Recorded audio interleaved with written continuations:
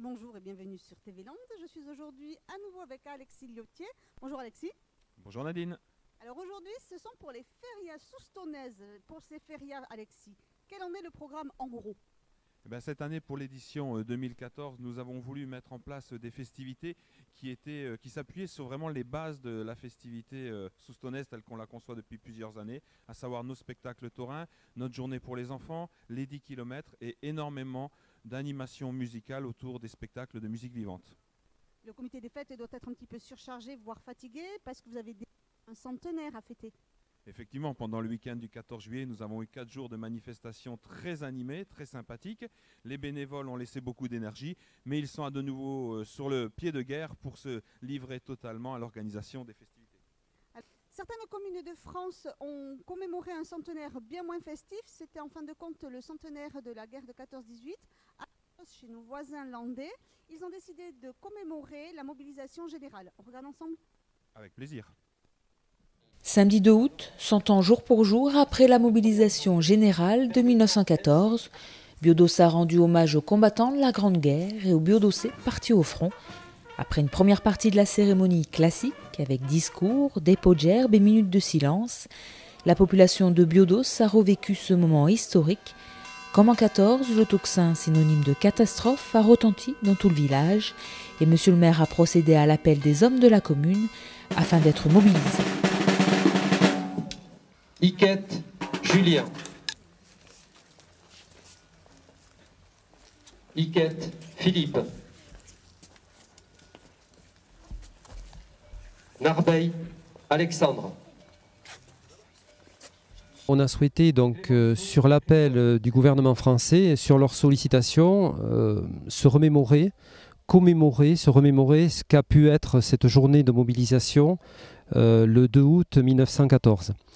On a voulu effectivement, dans un souci aussi de devoir de mémoire, de rassembler tous les publics. Et on a réussi à rassembler tous les publics, les jeunes, les moins jeunes, sont venus au Monument aux Morts pour voir un petit peu ce qu'a pu être cette journée de mobilisation du 2 août. Roquet, Grégory. Ça fait quand même un petit choc quand on entend notre nom appelé. Il y a un grand silence, on entend notre nom, on rejoint les amis, on se dit qu'on peut partir et voilà quoi. C'est quand on voit les anciens qui étaient un peu les larmes à l'œil, on se dit qu'à l'époque ça devait être dur quand même. Après ce moment intense où les appelés ont reçu leur ordre de mobilisation, la reconstitution s'est poursuivie dans une ambiance plus détendue avec la visite médicale des jeunes recrues. C'est touchant, c'était bien de revivre ça. Moi j'ai bien apprécié le fait que tous les gens du village se soient mobilisés et qu'on ait une petite pensée parce que c'est le centenaire, donc c'est sympa je trouve. Pour compléter cette journée commémorative, les Biodossais ont pu profiter d'une exposition intitulée 1914, l'année qui bouleversa leur vie. Moi j'ai trouvé assez intéressant que j'ai des choses que je ne connaissais pas du tout. Donc en regardant un petit peu l'exposition, j'ai vu un petit peu ce qui s'était passé. Bon, et la journée d'aujourd'hui, c'est assez émouvant. L'organisation est impeccable et voilà. Cette journée est en fait la première d'une série de 5 rendez-vous commémorant la Première Guerre mondiale. Des journées étalées sur 5 ans, tout comme la Grande Guerre. Oui, en fait, en 1915, on va traiter beaucoup de la vie dans les tranchées, avec l'artisanat des tranchées qu'on développera davantage, même si c'est déjà présent dans l'exposition aujourd'hui. 1916, on va vraiment travailler autour de Verdun, qui est l'événement marquant de l'année 1916. 1917, on va travailler autour de plusieurs thématiques qui vont être la femme, la place de la femme et de l'enfant au sein du conflit, avec notamment les femmes qui ont été mobilisées dans les usines d'armement et les premières mutineries qui auront lieu aussi bien dans les tranchées que dans les usines et évidemment en Russie qui vont un petit peu changer la face du conflit. Et pour commémorer l'année 1918, on fera une thématique autour de la paix, du pacifisme et de tout ce que ça a pu générer autour des belligérants. Pour cette première journée de commémoration, le public est venu nombreux, de quoi conforter la municipalité et le comité de pilotage dans l'organisation de ces prochains rendez-vous en hommage aux combattants de la guerre 14-18.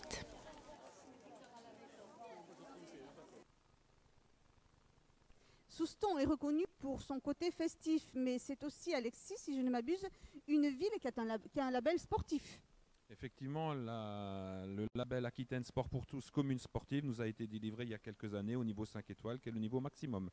Et pour ces fêtes, vous avez dû donc nous concocter un programme sportif élaboré? Effectivement, chaque année, nous essayons de mettre un peu le sport en avant. Cette année sera marquée par la 9e édition des 10 km, avec sa traditionnelle arrivée dans les 10 km, et environ 2000 coureurs qui devraient participer à cette édition.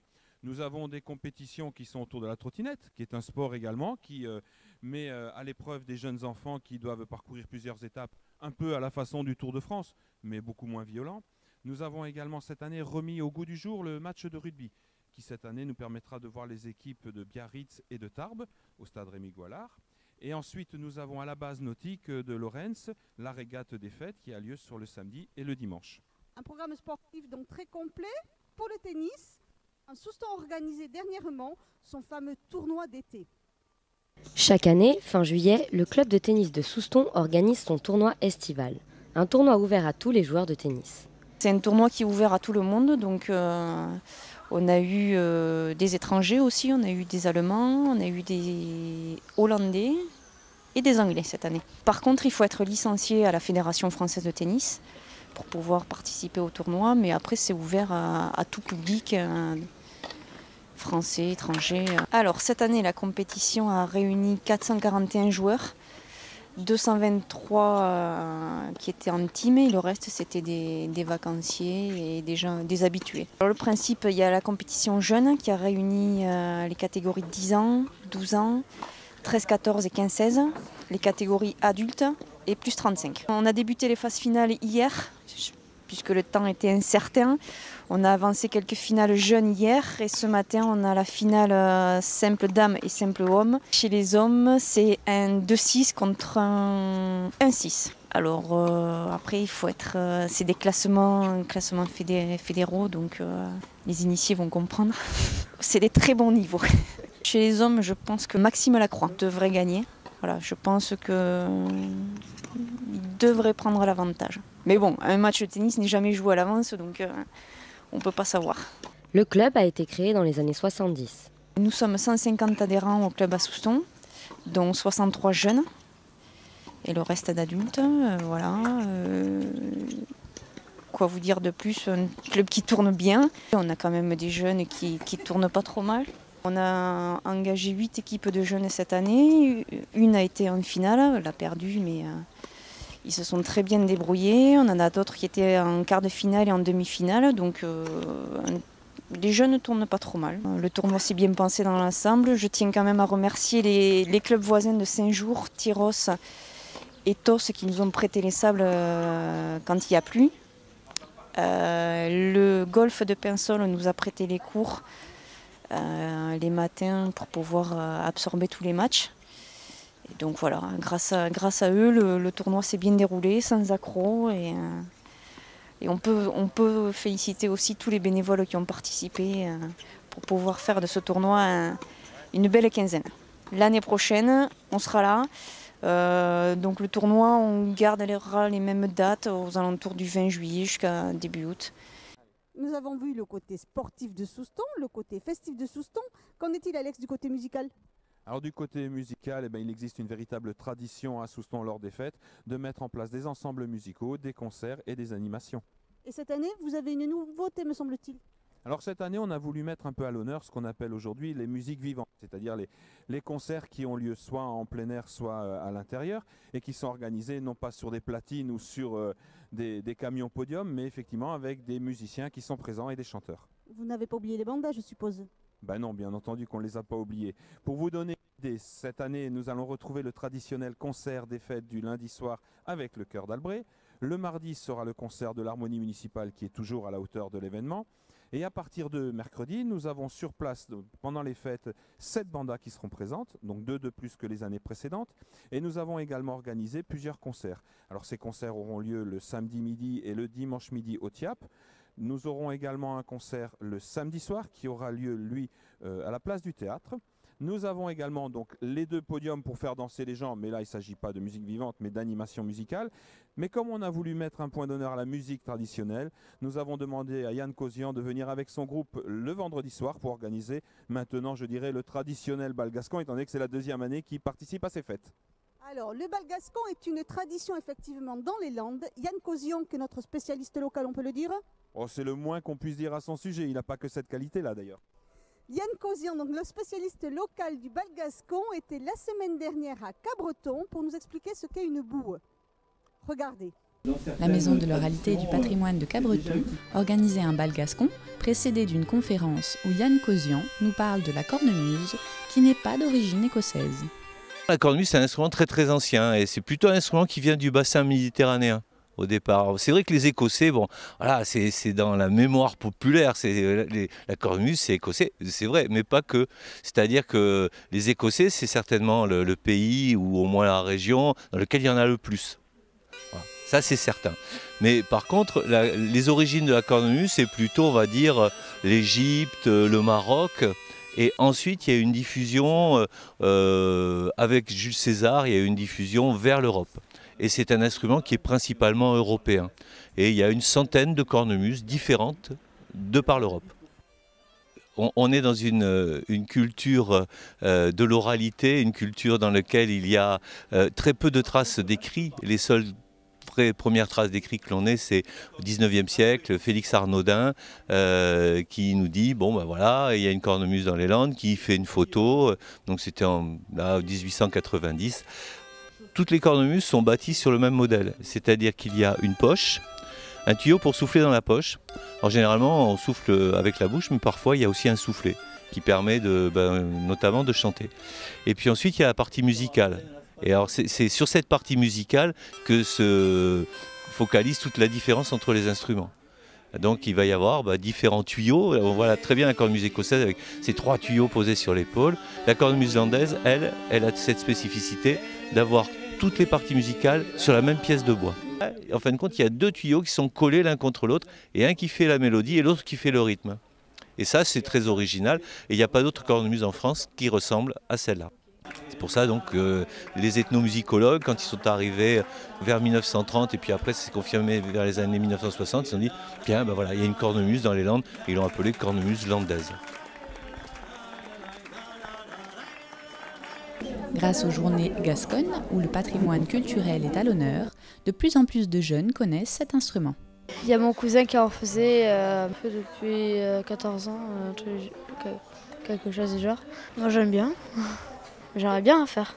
Après la conférence, le groupe Dansem a rythmé le tout premier bal gascon de la MOP. Ça veut dire dansons, c'est Dansem avec un point d'exclamation. On est 3 musiciens et puis il y a une monitrice de danse et cette monitrice de danse elle est là pour, je veux dire, embarquer les gens qui seront là, même ceux qui ne sont pas danseurs et surtout ceux qui ne sont pas danseurs, pour les amener à vivre un moment de partage et un moment d'initiation aux danses gasconnes. Je crois que ce qui est important quand on a un patrimoine vivant et musical de surcroît, qui porte des chants, qui sont en langue gasconne, qui porte des danses, c'est bien effectivement de perpétuer cette tradition, de le faire savoir, parce que quand on va encore dans les rues des Landes et qu'on parle avec les gens, ils me disent la cornemuse, je croyais que c'était écossais. Et la tradition, c'est quelque chose de vivant, c'est une sorte de fleuve qui continue, c'est comme un film. Voilà. En attendant les prochains bals, cette soirée très conviviale où les gens se rencontrent et dansent sur des mélodies gasconnes montre bien que les cornemuses n'ont pas fini d'exister.